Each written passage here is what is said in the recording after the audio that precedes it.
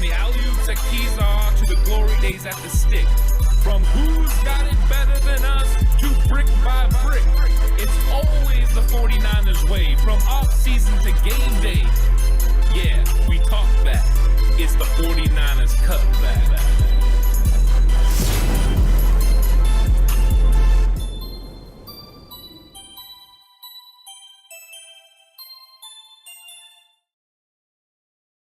It's 49ers Cutback Podcast time. Welcome to the show. This is going to be a fun one. We're going to be talking about what we've learned so far through 7 days of training camp practice. And there's been a lot, of course, that we've learned. We've seen players step up.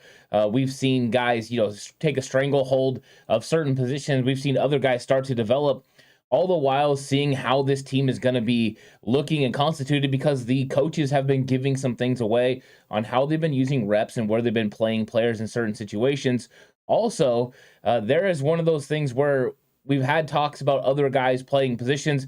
How much of that is them actually, potentially getting into a starting role, and how much is that the 49ers coaching staff just wants to look at them against the other team's ones? I think we're going to get into that. And what is up, everyone? How's it going, Donald? How's it going, Cully? And how's it going, Mark? Welcome to chat. And Mark comes through with a question already. And because this is Q&A, I'm going to get into it right away. Even though I do have some comments and things to get into, I'm going to go ahead and start with that. Mark says, how much playing time is Trey going to get in the preseason? I think it's going to be pretty limited. The conversations that, Kyle has had with the media about, all the preseason games in like 13 days. I just don't think that in those preseason games he's going to get that much playing time. I think it's going to be very limited. I think he will get some reps. They'll want him to feel comfortable, but I don't know how much of the first team they're going to play. So you don't really want Trey in there with that second offensive line. He'll probably get a couple of the starters that'll play. Of course, if Spencer Burford is really going to be the right guard, which we'll get into in a little bit, then he's probably going to get a lot of snaps and a lot of run. They're going to want to see how he looks. But I don't expect Mike McGlinchey to play very much. I don't expect Trent Williams to play very much. So your inside guys, your interior offensive line could be the starting guys. But then you're talking about Jalen Moore at right tackle, Colt McKivitz at left tackle. How much do you want Trey playing behind them during the preseason? I don't think it's going to be that much. I don't expect to see Elijah Mitchell very much, or Kyle Juszczyk, or George Kittle. So I think there's not going to be that many opportunities for Trey to be out there. I think we're going to see an abundance of snaps from Nate Sudfeld, and I think that's what we're going to kind of see with that quarterback position. I'm sure we'll see some Brock Purdy as well, but I don't know how much Trey we're going to get. Maybe we'll get one of these games where we get a quarter out of him, but I'd be surprised after hearing what Kyle had to say about the preseason. I think it's more likely we see, all those reps come in the Minnesota joint practices. I think that's more realistic time that he's going to be getting his snaps. And what's up, Warren? Warren says, we made it, fellas. We have football in an hour. That's exactly right. That's why I'm on here trying to get it in ahead of the Hall of Fame game. So getting this live stream going, and we're going to have a fun conversation as we work and build towards preseason starting in the NFL. I don't know how many people watch preseason games. I'm sure I'll glance at it a little bit. If this was the 49ers, I'd watch the whole thing from beginning to end. But the fact that it's not, I'll probably just take a look here and there and then move on, because usually the Hall of Fame game is very badly played. Not very good execution. It's a little early for these guys to be able to execute at a high level. It's usually kind of messy. So we'll see how it goes. We'll see how it gets. Collie says, and with this injury to Jordan Matthews, who's your favorite to win the tight end too? It's unfortunate that the Jordan Matthews injury happened. I actually watched that injury happen. It was right in front of me. And what's up, 49 Faithful Forever? And Jordan Matthews was working on one of the one-on-ones. It was the first day of pads. And I've seen that they said it was a non-contact drill, but really there was a little bit of contact with the defensive player ahead of him. They were battling for a position, and he was trying to throw the defensive player away and then break back outside. And when he did, you could see him right away start favoring the knee. He grabbed the knee. He was walking gingerly. He worked out with trainers a little bit behind, and then they went to the other side for another session. It looked like he was about to get involved in that, and then next thing you know, he's with a trainer walking off the field. It's too bad. But when it comes to this tight end position, this is one of the reasons the 49ers went out there and got depth at the position. And I think that the tight end 2 is going to be Tyler Kroft. Kroft has been taking the tight end 2 reps. Early in training camp, the first few days, it was Ross Dwelley. Ross Dwelley was getting those reps, getting those snaps. And over the last couple of days since we got into pads, it has been Tyler Kroft. George Kittle did not practice yesterday. Tyler Kroft took tight end 1 reps. So Kroft is firmly in that tight end 2 spot right now. Charlie Warner's been trying to get back. At some point, we'll see what happens there. But without Charlie Warner potentially being on this, opening day roster with him starting on PUP, you're looking at Tyler Kroft at tight end 2. And then at tight end 3 right now, I think it's Ross Dwelley. I think Troy Fumagalli's pushing for that position. They've been using him in a bunch of different manners, from blocking to receiving. He's a very big physical guy, so I could see him maybe working in. But right now, I would think that it's going to be Kroft and Dwelley unless Warner gets back. And at that time, if Warner gets back, then I think you would see him beat out Dwelley. But Dwelley's had some good snaps once again receiving. The question marks are still about the blocking. And what's up, 49ers media? I hope you're having a good day. Dogleg says, all right, a bit off topic, but valid question. Should the team allow reporters who openly antagonize and blatantly disrespect players to be allowed around the team? That's a good conversation, and I'm sure that the players have let their thought process, or on that subject. I'm sure they've told the brass. I'm sure they've told them a lot about how things are going with the reporters. And there are certain reporters that definitely like to get under the skin of players, or probably for the most part, it's not so much about getting under the skin, but just don't care about it at all. It's all about, what they're doing with the topics at hand. I don't know if they should be allowed there. That's not for me to decide. That's definitely for the players and the front office to decide. But I think that they can make it a little bit more difficult on those reporters if they don't want to work with them. Don't give them exclusives. Start giving exclusives and start having conversations with, reporters that are doing it the right way. Guys that are covering the team, but not being, hypercritical or coming outlandish things that are just for clicks, but more of, actual fact-based reporting. If you started rewarding, different creators, content creators like that, or reporters, beat writers that are writing those type of things, that might go a long way to deter someone from wanting to do it the other way. But right now, that negative aspect of media, 49ers media, it's been around since Bill Walsh was there. But right now, that's a hot topic. That's going strong. So until people decide that they want to go a different route, right now it pays bills. So I don't think it's going anywhere until you see a change from a bunch of different avenues, including 49er fans. But I think there's always going to be a place for it, because some people do like that aspect of media. And that's okay. I mean, if people like it, that's fine. Everyone has a different avenue at which they can look at. So if that's something that people like, then that's something that they like. And I did see a question come through, and I'm going to go grab it real quick because I want to make sure that I get it. It was about Tanner Hudson. I think it was Jay Ellie. Yeah, Jay Ellie says, how's Tanner Hudson looking? I did start to see people talking about Tanner Hudson a little bit more. Now, he's had a couple of good days recently. Those good days involve receiving. Now, Tanner Hudson was not happy with Leon O'Neal Jr. They had a little bit of a dust up in the back of the end zone. O'Neal was still getting physical with Hudson after the catch in the end zone, even when they didn't have pads on, and he didn't really like that. But Hudson has had some good moments. I think there's a moment here, a moment there where he makes a really good play in the passing game. As far as blocking, he has looked average and decent at times. At first in training camp, he was not on the radar at all. It seemed like everyone else was well ahead of him. And then all of a sudden, he started to come out recently and started making some more plays. So I think he's in the mix, but I still have him behind a Fumagalli because I see Fumagalli doing so much more in the blocking game. I see him, in the backfield. I do think they like Tanner Hudson. They're familiar with him. He's going to have an opportunity, but it all comes down to Warner. If Warner's back, then I don't think this thing is going to be hard to figure out. It's going to be Hudson or Fumagalli on the practice squad. I don't think they could get Ross Dwelley there. If they could, that would probably be the guy they go with. But I think Tyler Kroft is going to be tight end too. So there's not a lot of spots that are going to be there. So it's going to be interesting.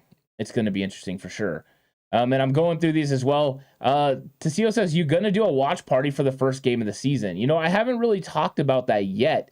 I know it had been brought up, a conversation about doing a watch party or something. I haven't got into that yet. So if something comes up, I'll definitely let you know. Right now, I've been so busy with training camp and all the news and everything like that. I haven't really got into some of the things that I need to get ahead on. There's been a lot of moving parts, but I'm going to get to that. That's something I'm definitely working on. I'm trying to put together the full out schedule for the season, including recording schedules and everything that we're going to be doing. So I'll make sure to update you in the coming days on what's going to happen during the season and what the schedule is going to look like throughout the channel, because there's a lot of things going on and it's exciting times. But yeah, those are gonna be fun times, and watching that first game is going to be a lot of fun.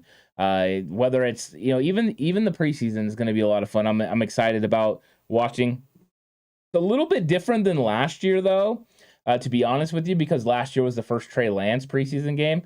So that was a little bit more exciting than this year, even though it's going to be his first preseason game as a starter. It's a little bit different because last year was just about getting eyes on Trey Lance. So I'm excited about that. Donald says, I feel bad for all the players injured. Hope for a mostly healthy team. Yeah, it's tough. I mean, you never want to see these injuries, especially for guys that are really working hard and guys that are such good guys. So I don't know. I'm excited about the team, and I feel bad for anyone that's been injured.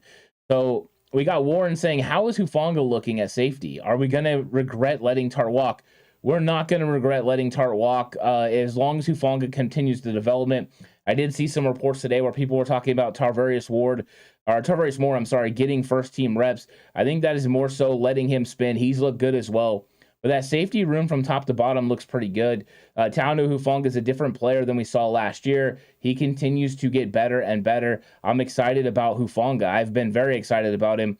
And, Coach Phil's been going with me, my dad, and he was talking about the fact that it looks like the game is slowed down for Hufanga, which means he has an understanding of where he's supposed to be, where he fits in this defense, and then how he works with everyone else. Also, he's been way more vocal. And I think that's going to go a long ways, because that position has to be vocal. It has to help put other players into the right spots in the secondary. And Hufanga has definitely developed in that area. So I think Hufanga right now is the number one, but they're giving Tarvarius Moore an opportunity to go out there and get it. We'll see what happens. And then let's see. JLE says Hall of Fame game. Who's playing again? I think the Raiders are playing. And Collie took care of it. Raiders and Jags. I knew the Raiders were playing because I do have friends. When you live in Northern California, you're gonna have friends that are Raider fans, and they've been posting all day that the Raiders were playing. Other than that, I did not know. In fact, John Chapman messaged me today. We were supposed to be doing our show over on Patreon today, but he was like, "Hey, the Hall of Fame game's on," so we went ahead and moved it. So that'll be coming up. If you're on John Chapman's Patreon, that'll be coming later in the week. We're going to get to that. But yeah, the Hall of Fame game was up, and we wanted to give everyone the opportunity that wanted to catch live football. We know a lot of people want to see it, so we got into that. Uncle Rob says, anything on Juice? I think when it comes to Juice, hopefully there's no injury news or anything. I haven't seen anything, but Kyle Juszczyk's looked like Kyle Juszczyk at training camp. He's been doing everything that you expect Kyle Juszczyk to do, blocking, catching the football, everything like that. So hopefully there's no negative reports about that. I've been waiting, to hear if there's anything going on with all these guys, because it's been a little bit harder to get injury information this year than it ever has been coming from the 49ers. I think a lot of that has to do with Kyle Shanahan doing press conferences before practice, more of a preview style than a post game. So you're not really getting those answers. So if an injury happens in practice, the media doesn't have the opportunity to ask them about a certain player, and he doesn't give those updates. So it's been a little bit more difficult to get that information. But it's like Jordan Matthews. I mean, I saw him get hurt, and then there was no word until yesterday when Ken Inman reported that he had a torn an ACL and he was going to be out for the year. A tough blow to Jordan Matthews, one of the really good guys in the NFL. And it's too bad because he was looking really good. And I think he had an opportunity to push for the 3 spot, or at least make the practice squad and help this team if there was an injury down the road. So we'll see. We'll see what happens. I feel bad for him. Hopefully this isn't the end of his career, but it certainly could be the end of his career. 49ers Faithful Forever says, think Tarvarius Moore is an X factor on defense with his speed. The speed gives him the potential to have a lot of range to cover the deep third. That's for sure. He can play over the top and do a lot of those things. Adding, more to the secondary is very nice. I know they missed him last year. He would have been a welcomed addition to that, 3-headed monster that was Tart, Ward, and Moore. And now we're going to get in a little different look, and that's what Collie is saying. Ant, could we see some 3 safety sets this season? I think we're going to. I've seen them fool around with it just a tad. They haven't done it a lot. But if you go back to 2019, That was something that Robert Saleh did in the secondary, and you saw that come to fruition a little bit in the Super Bowl against Kansas City, where you had Tart walk into the box, and then you had Moore and Ward playing, over the top a little bit, and you had Moore making an interception in that game. So I think you're going to get some opportunities for 3 safety looks. They have a lot of versatility with this defensive back group the way it is, whether that's corner and safety. It's well put together, So I think that they feel comfortable right now. Everyone looks healthy in that secondary. They've been playing pretty well. They've been giving the 49ers receivers and tight ends a lot of work. So I do like it. I do like it a lot, what we're seeing so far. And I like the fact that Moore's starting to work back in there, because I did believe this was a real position battle coming into camp. Tarvarius Moore versus Talanoa Hufanga. Now, Hufanga easily had a stranglehold on this early. So let's see if Moore can go back and get some of that. But Moore's looking like the player we saw in the end of 2019 and early 2020 as far as explosiveness, and he looks more comfortable than I've seen even then. He just looks comfortable in his own skin and his position on this 49ers defense. And what's up, Lou? Welcome to chat. I hope you're having a good Thursday. That was a really good one. Yeah, Kyle Lee says Hufanga, Tavares, Ward, and J-Dub. It's a good group.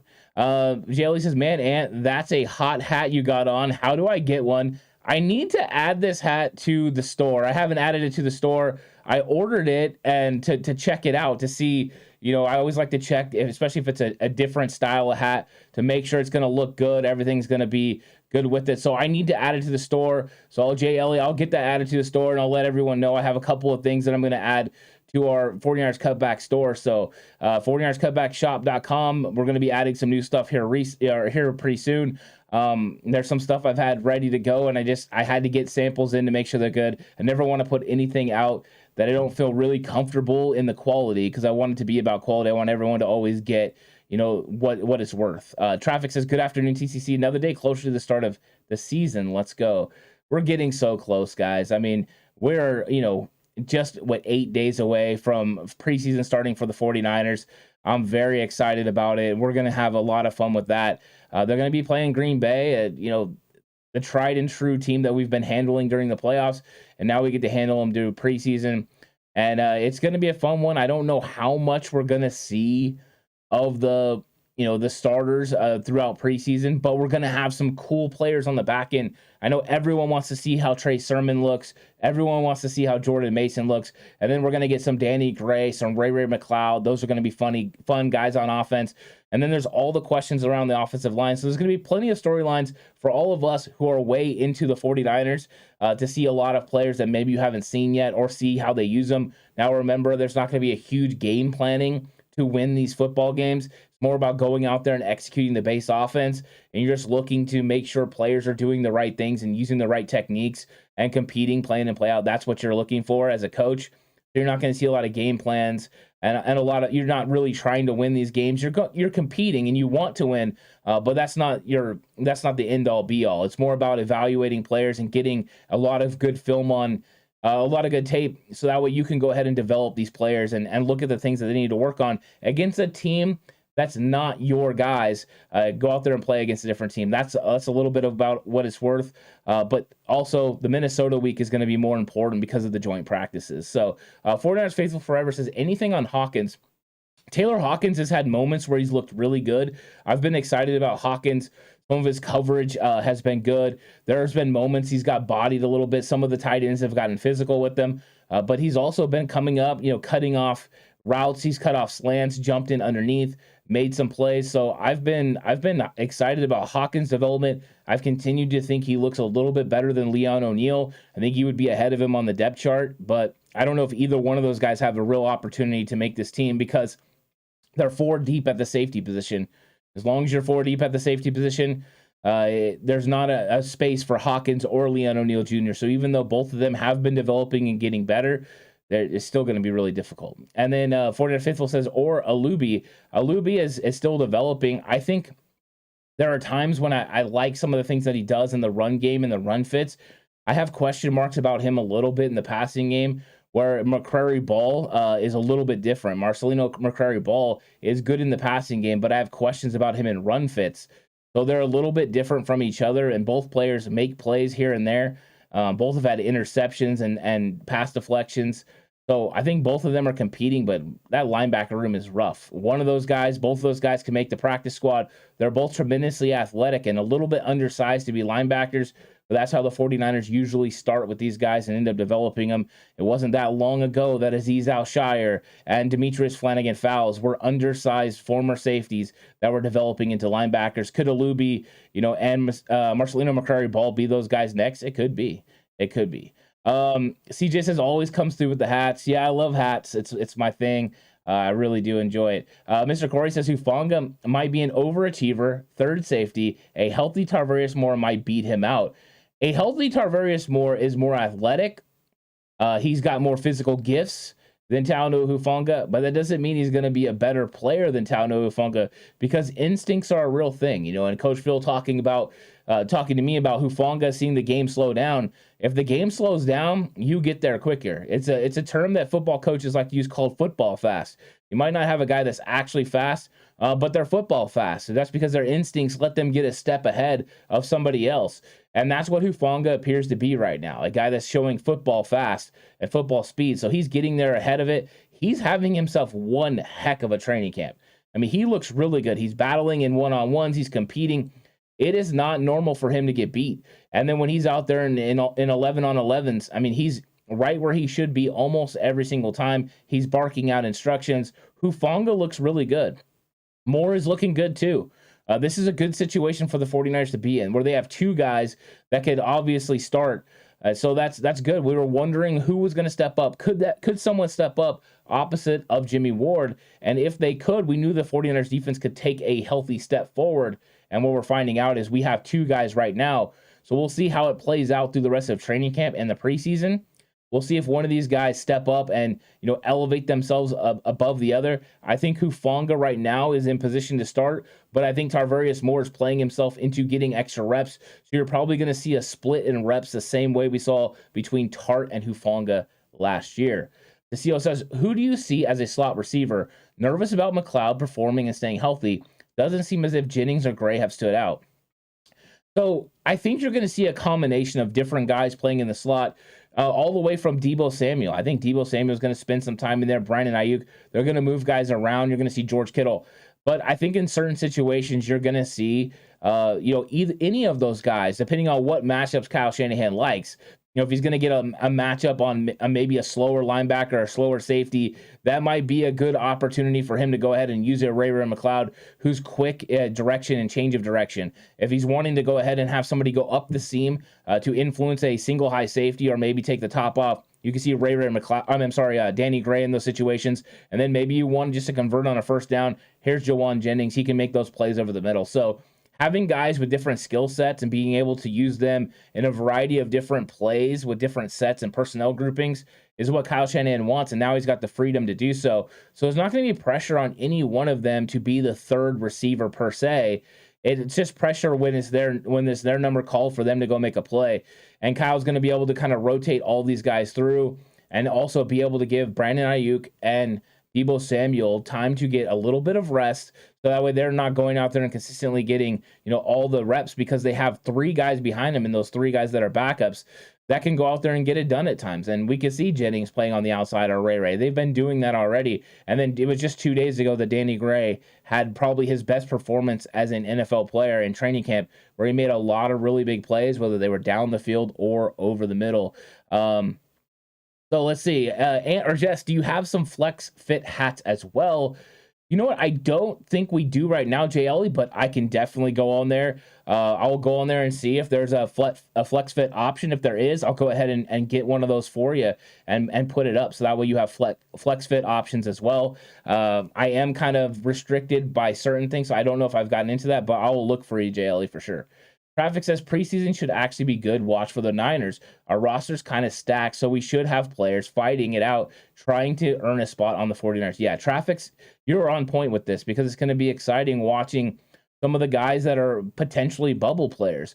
It's going to be difficult. I mean, if you're the 7th, 8th, or 9th offensive lineman, you've got to do everything you can to make the team. And all the while, we're talking about a running back fight that's going to be impressive too, because you don't want to move on from Trey Sermon or TDP as third-round picks.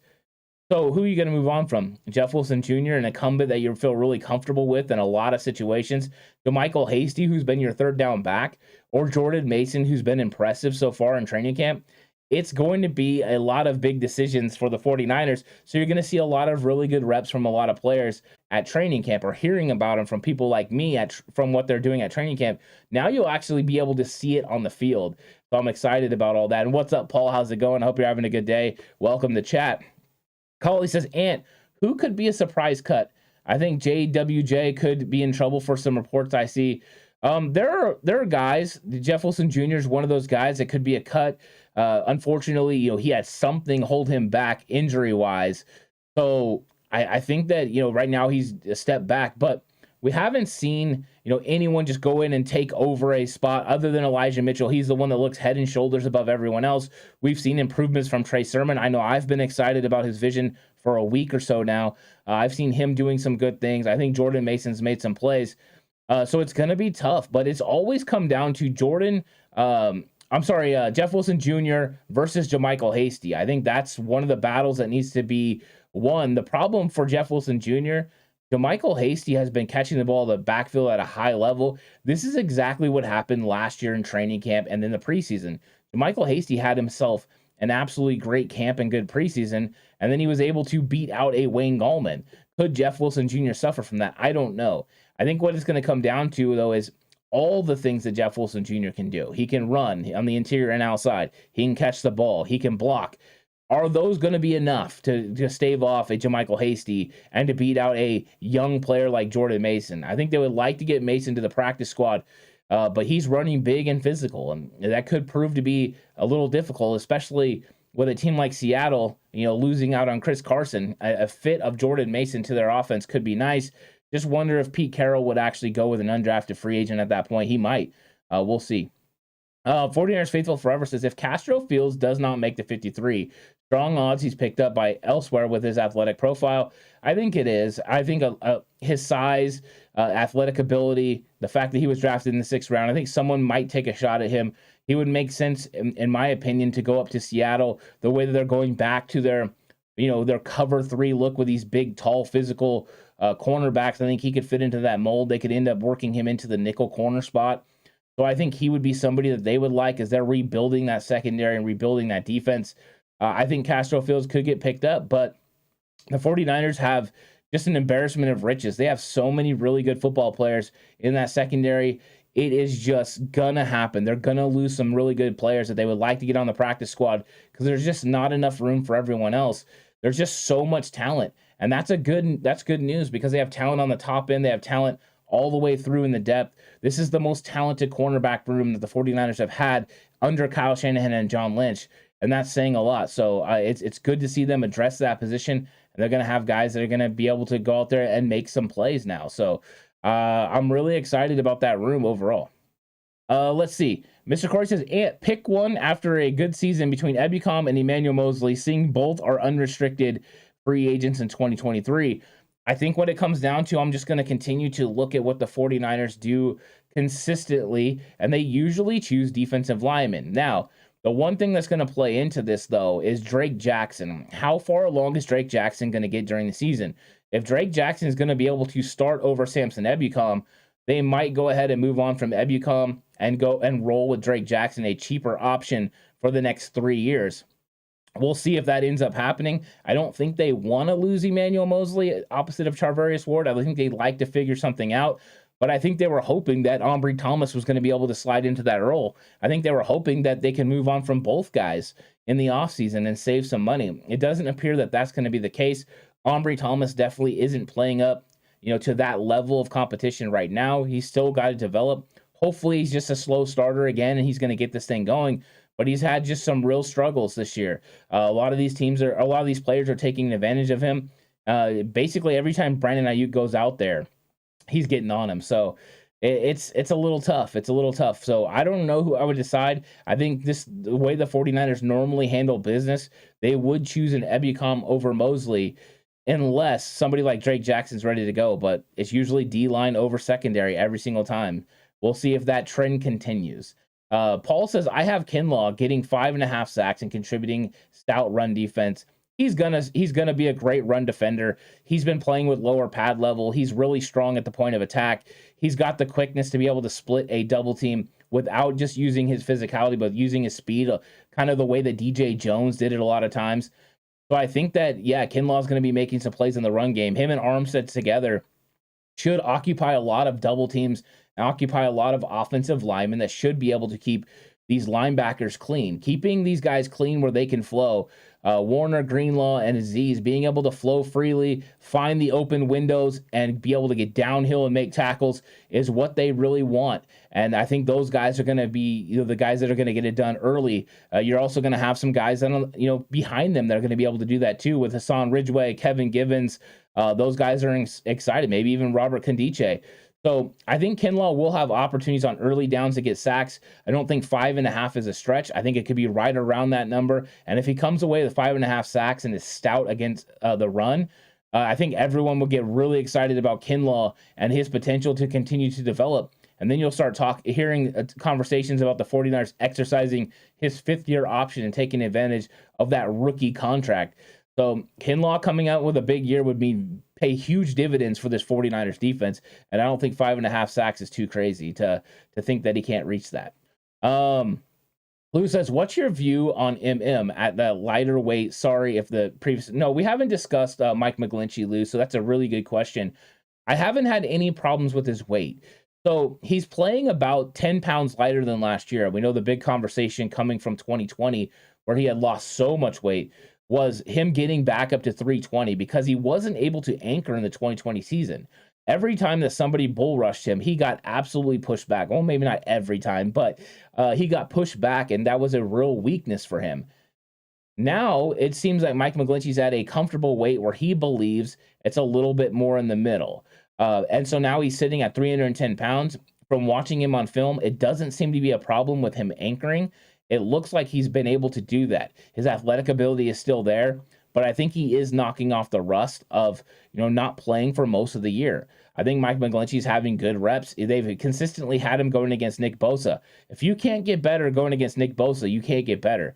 But I think they're doing a really good job of working McGlinchey in, slowly increasing his reps, having him work against really good talent. And when Nick Bosa wasn't there, McGlinchey handled business. And I mean, people might fight me on this all they want, but Mike McGlinchey to me is one of the best run blocking offensive linemen in the league. So they definitely need him, to step up and have a really big season. 49ers Faithful Forever says, if you had to sign one, who would you see? We might only be able to pay one guy with Bosa deal, Aziz, Greenlaw, or McGlinchey. I think that I would probably go with Dre Greenlaw. I want to keep this defense strong. I think there are options at the offensive tackle spot between Jalen Moore, Spencer Burford, or even Colton McKivitz, who's having himself a really good camp. I've liked the way he's looked so far playing left tackle. You could go that way. You could also get someone in the draft. You can get somebody in the first, second, or third round that could step in for McGlinchey. Of course, not first round this year with the Trey Lance pick being with Miami, but you could grab somebody that could take over that right tackle spot in the future. So I think I would go with Greenlaw. He's the most consistent out of them. Hopefully you're able to keep two of those guys. And then it really becomes a decision. I think at that point you keep whoever you believe is going to play the will linebacker spot between Greenlaw and Aziz, because the other player's only going to play 35 to 40% of snaps. That's not what you're looking to pay high price for. So I think Greenlaw and McGlinchey would be the ones I would be the most likely to sign if I could sign two. Signing one, I would go to Greenlaw first. Brad Jones says, how are you feeling about the other teams in the NFC West with some of the news coming out that they're camps? And have you also heard about how the Bears have been? I've heard limited reports about the Bears. As far as the NFC West, I've heard a lot of very negative things about a lot of their players, whether that's the Rams' offensive line absolutely struggling, including Noteboom, the left tackle, having a bad camp. That is something that is going to be interesting to watch, because we knew with Whitworth retiring, that was going to be a situation where he could definitely struggle. So I think that right now their offensive line's in question. Whatever's going on in Arizona, they've got all kinds of stuff, whether it's Hollywood Brown, whether it's Kyler Murray. There's just so much going on there. I think there's some things that need to be figured out. And then there's just a real quarterback issue in Seattle. Drew Lock and Geno Smith are missing open receivers standing still in warmups. That can't be good, because as much as there are questions about Trey Lance sometimes with His accuracy, I've never seen him just miss someone by 4 feet or 4 to 6 feet outside on a guy just standing still on just a straight drop back. I just don't see it. So I do think there's some things going on, but do I think they're going to figure it out during the preseason? Yeah, I think they will. I think they're going to be good. So I think this is still going to be a tough division, but hey, let's see if the 49ers can get after it. JLE says, what other center free agents besides Treader would you like to see us go after if Brunskill or Brendel don't get cut? You know what? I haven't really dove into that. I know there's Paradis and there's a couple of guys. None of them really were very exciting to me. As far as centers, it's always been JC Treader that I was the most excited about on the center market. So I didn't really get into those too much. I think it's going to be Brunskill or Brendel.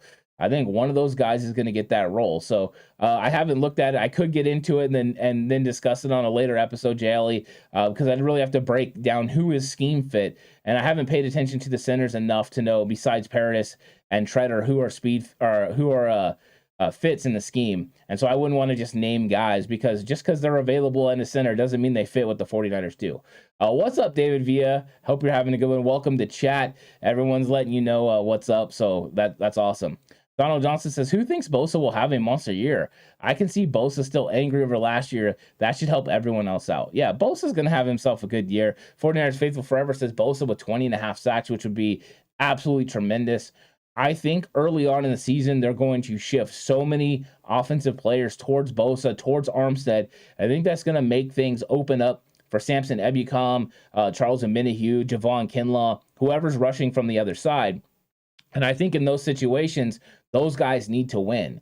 We need the players opposite of Armstead and Bosa to win on early in games, because then you're not going to be able to double and triple team Nick Bosa.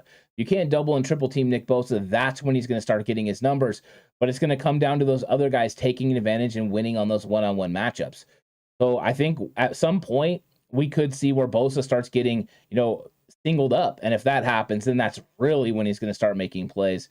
So I think he could have a monster year. And a lot of that goes to the fact that I think we could have a Samson Ebukam double-digit sack year, maybe, getting some extra production from like a Kaboko Toure, Jordan Willis. All these guys can do it. They've got plenty of talent on the outside, which means as long as they win one-on-one matchups, Nick Bosa is going to have some opportunities. And I think Armstead's the one that's really going to have himself a big year. Don't be surprised if Armstead's not up there in the all-pro conversation at the end of the year, as long as he's healthy.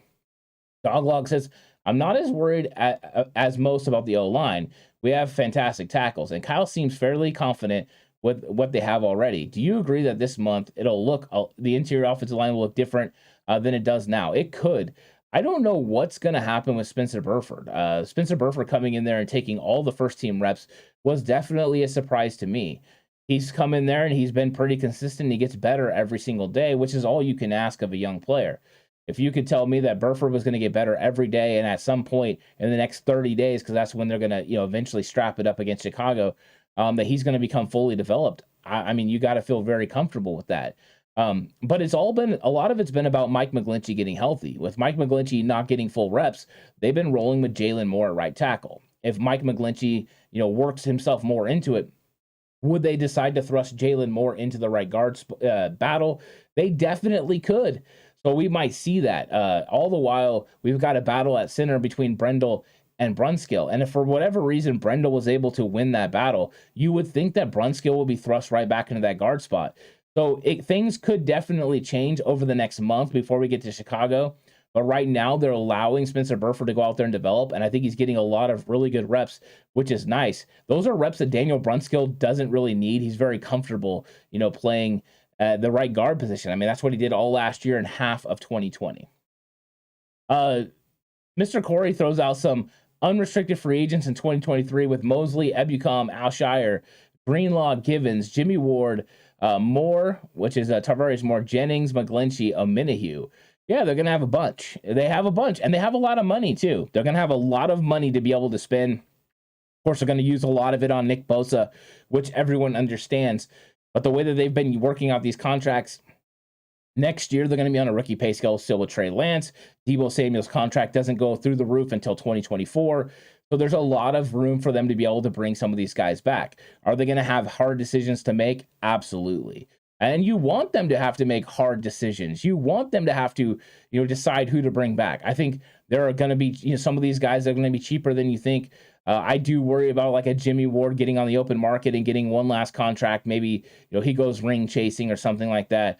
But they're gonna do their best to bring these guys back, all the while developing younger talent to be able to take over those spots, because you just never know. You're going to need guys to step up. You can't afford to pay everyone. So maybe some of the guys you draft and develop not only end up taking those spots, but they end up even becoming a better football player than the guys you had there right now. Brad says, apparently the Bears camp has been a disaster. That doesn't surprise me. The one thing I did see about Bears camp, I did not know the Cat Man was there, but apparently he's having himself a pretty good camp overall. So that was interesting overall. Dante Pettis having a good camp. If he's showing out amongst your wide receivers, that can't be a good thing.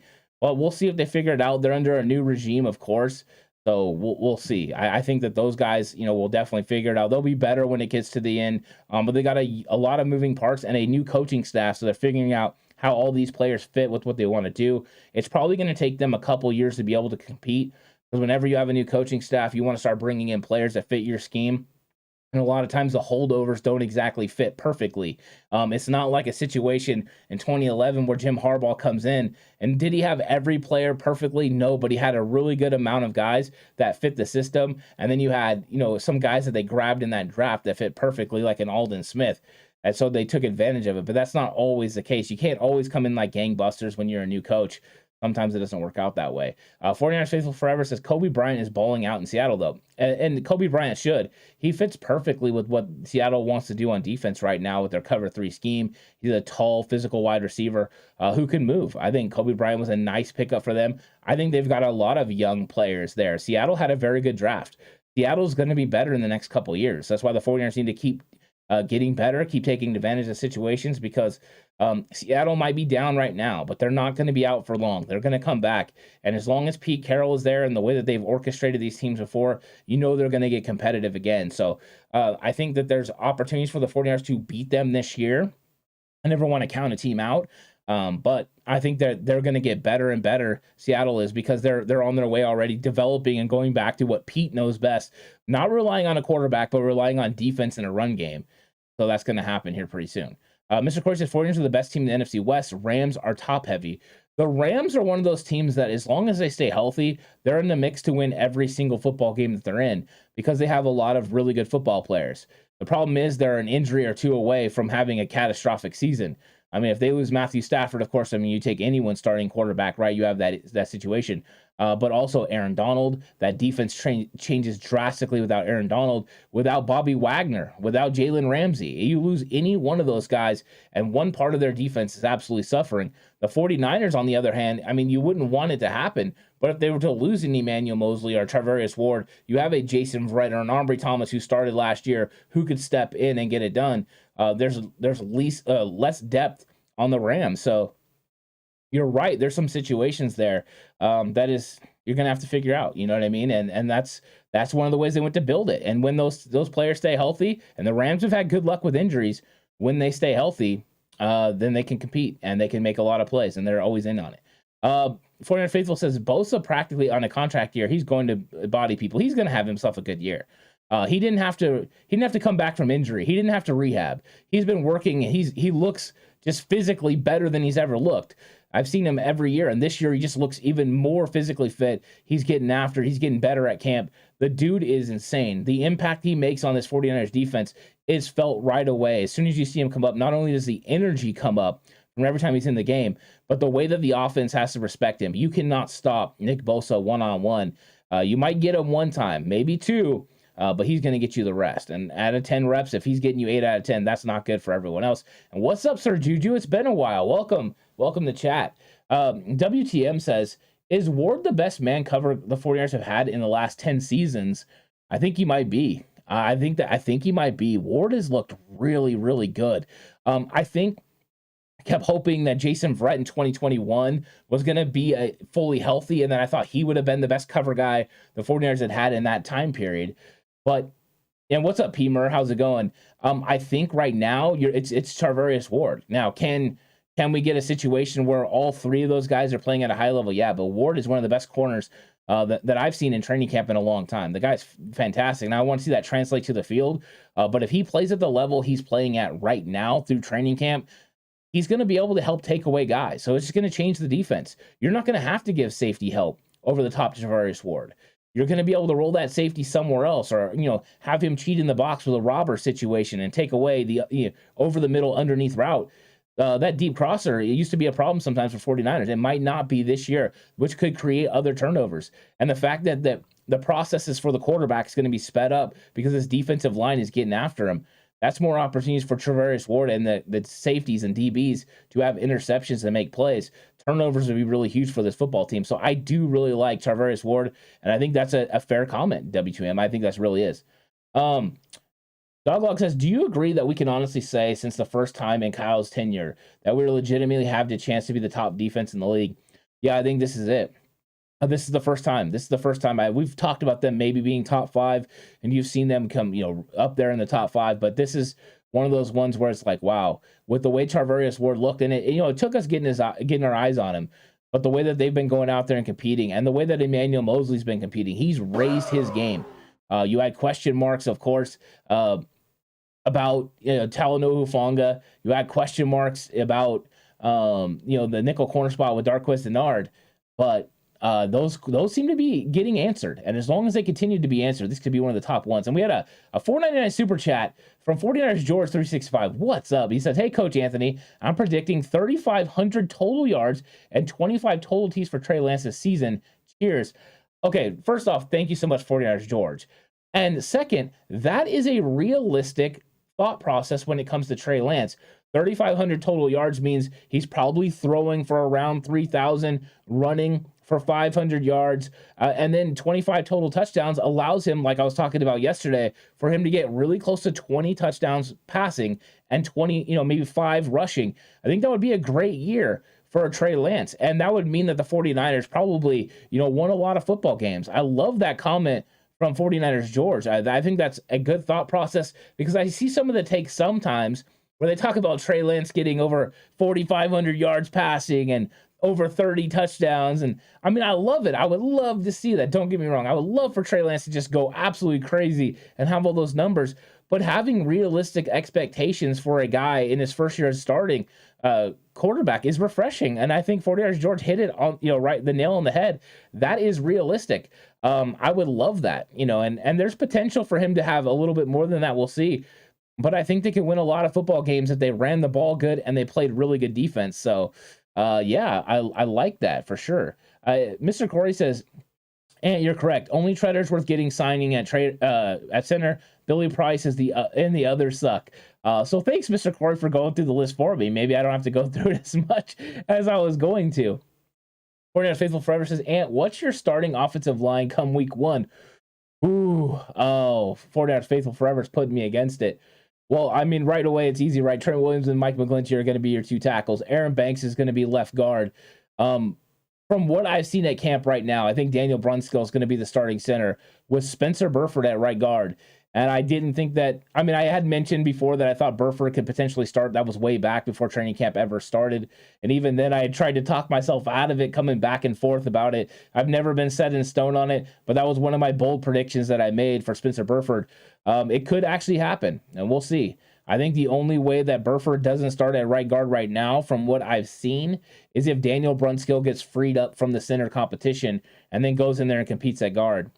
Because I haven't seen enough from Jalen Moore to make me think that he could beat out Spencer Burford at right guard. Burford's been consistent. Burford's been making plays. He gets better and better every single day. He looks more and more comfortable. He's one of those guys that looks the part and then goes out and plays the part. So, yeah, I think that would be my 5 right now. Of course, I want to leave it open because things can definitely change. We could go out there over the weekend. I'm going to be there at training camp for sure on Friday and Saturday. And I know that, things are going to look up. These guys are going to be in pads. They're going to be getting after it again. Let's see what happens when Spencer Burford has to line up against some of these great interior defensive linemen. But if he continues to get better every single day like he is, sky's the limit for that kid. And that's a welcome addition to the 49ers. They could have the answers at left guard and right guard through the 2 last consecutive drafts. That's a really good job for John Lynch in this front office. It's a really good job. Jelly says, is Jimmy Ward going to be a lifetime Niner, or is this his last year? I would love to see him be a lifetime Niner, to get his 10th year, to do all the things that you want from those players that come from the 49ers and play 10 years in San Francisco. But this is a business. And I don't know if Jimmy Ward's going to go out there and look for a big contract. Last time he took less money to stay in San Francisco, he gave him a discount. I mean, I can't tell Jimmy Ward to do that again. This is his money. This is his livelihood, and he's done a really good job of continuing to become a better player, being able to stay healthy. He puts in the work. So, I mean, if somebody offers him $2, $3, $4 million more per season and he takes it, I'm not going to hate on Jimmy Ward. Would I love him to be a 49er? Yes. Do I think John Lynch and Kyle Shanahan want Jimmy Ward to be a lifetime 49er?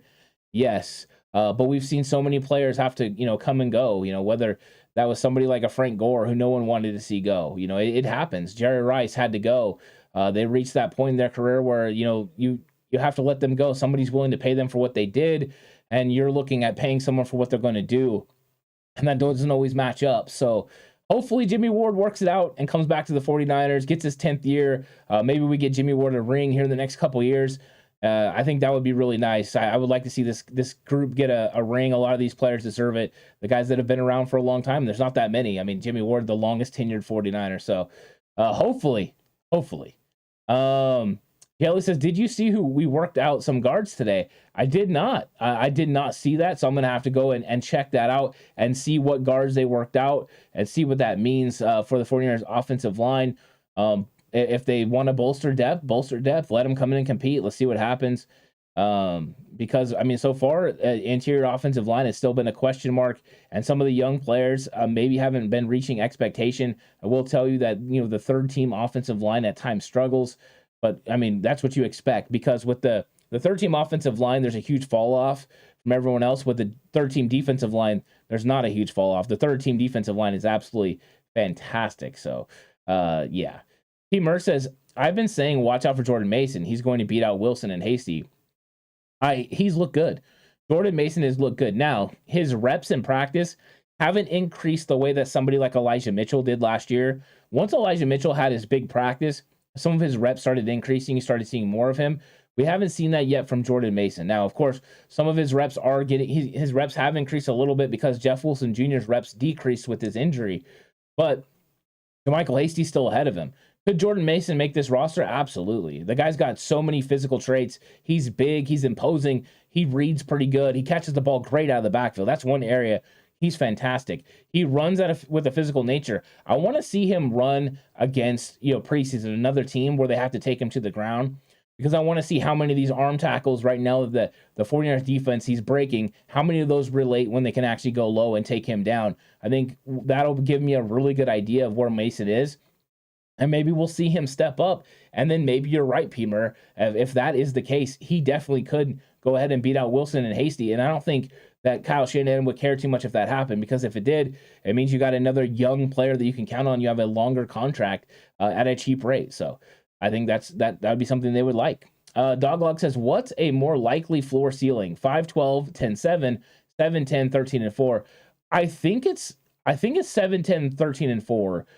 For the mere reason, I think this defense is going to be elite. And anytime you have a defense that can keep you in football games, you have a better chance of winning. And with a number one caliber defense, I can't see the team going less than 7-10. So that's what I'm going to automatically lean towards. I think 13-4 is that's ambitious. That really is ambitious.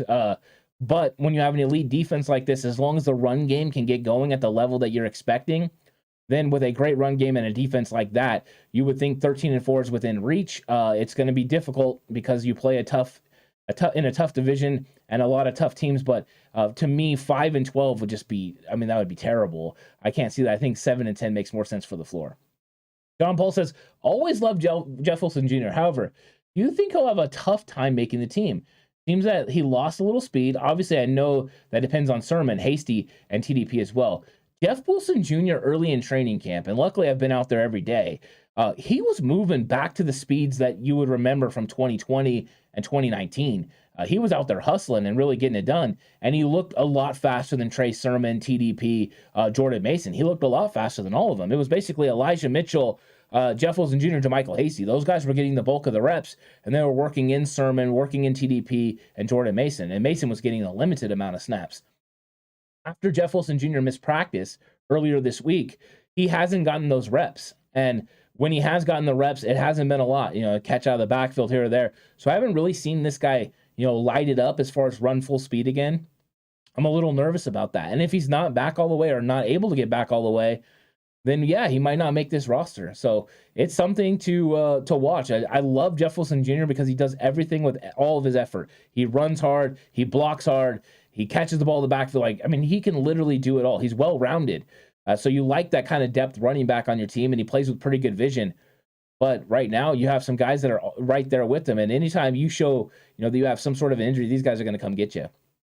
WTM says, which player can help Bosa the most, Jackson or Kinlaw?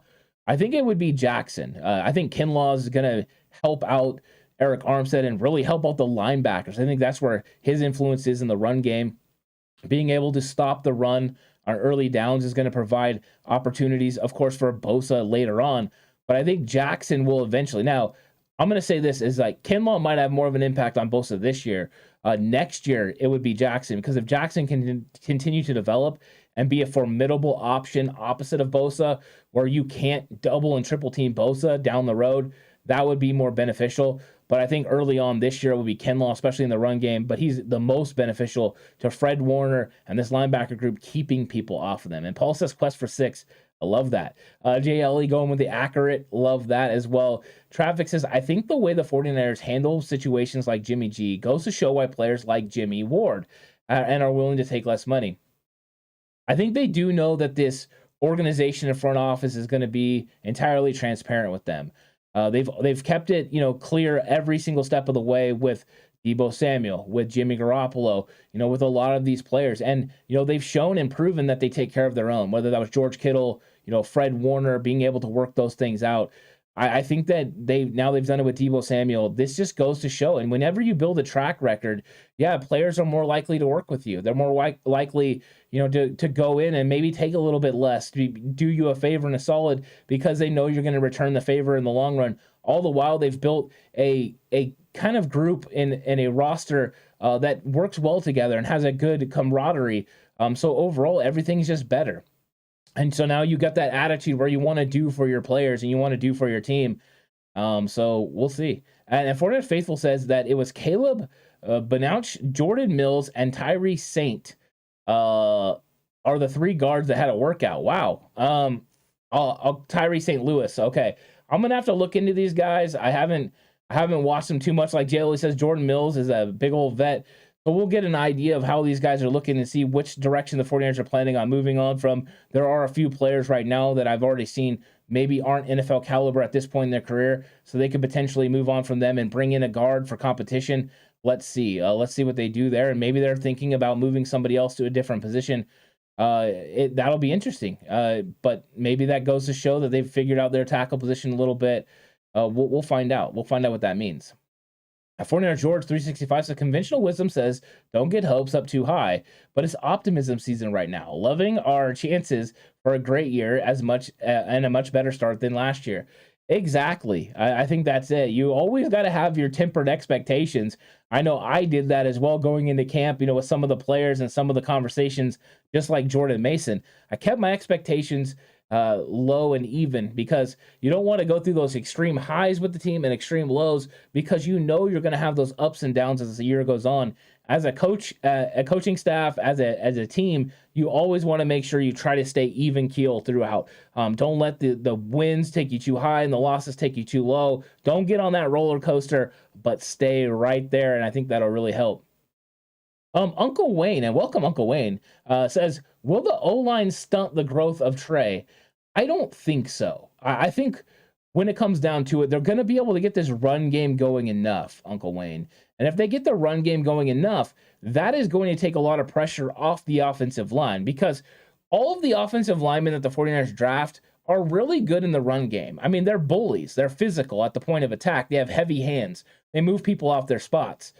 Being able to get the run game going early will allow them to move the pocket. When they move the pocket, that takes pressure off Mike McGlinchey and Aaron Banks and Spencer Burford and even Daniel Brunskill to be conventional, to drop back and kick slide in conventional pass sets.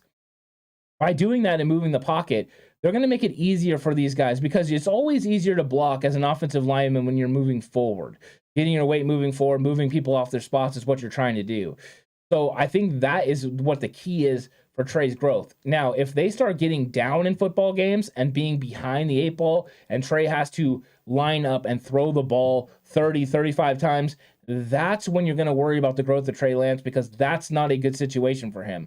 They need to be able to play good defense, run the football, and put Trey in good situations where he's converting short third downs and being able to run play action where he can take shots down the field. That's the recipe for success in 2022 for the 49ers.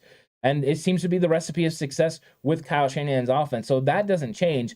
The things that change with Trey are some of the abilities that he has to complete passes outside the numbers and also the deep vertical plays. You throw in the fact that he can help in the run game by running a lot of read option and being able to freeze edge rushers and not allowing them to get down the line to help. He could create more run lanes for Elijah Mitchell in this running back room, all the while getting a couple of carries himself just to keep defenses honest. But that threat of it is going to be big. And how much of that RPO goes into it? All of a sudden, you got a linebacker that's dedicated to Trey Lance. You run a read option look. That linebacker commits to that run because it's an RPO, and he leaves a void in the defense.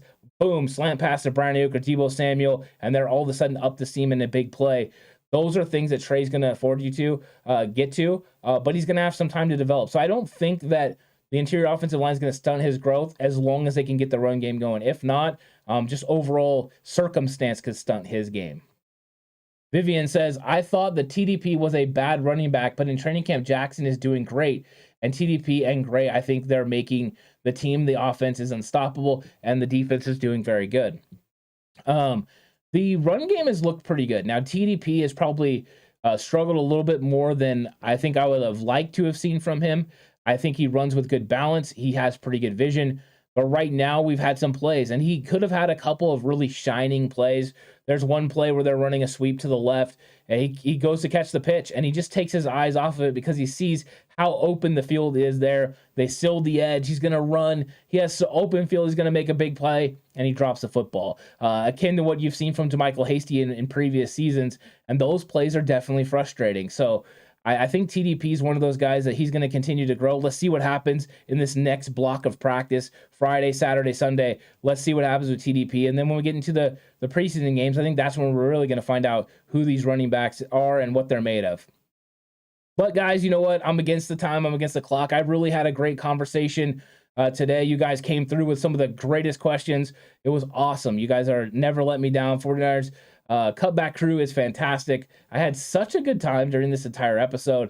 So thank you guys so much for coming through and doing the things that you did. I had a lot of fun, and I'm looking forward to even more times where we have good conversations. So I'm not sure I'm going to be able to get a live stream tomorrow. I'm going to do my best. I'm going to be out in Santa Clara watching, and then I'm actually going to be staying out there. So I might not be able to get one. If I can, I'll definitely get it out. But if not, maybe you'll get a video, or just tune in on Saturday, and I'll cover both days of practice because I will for sure have a live stream on Saturday.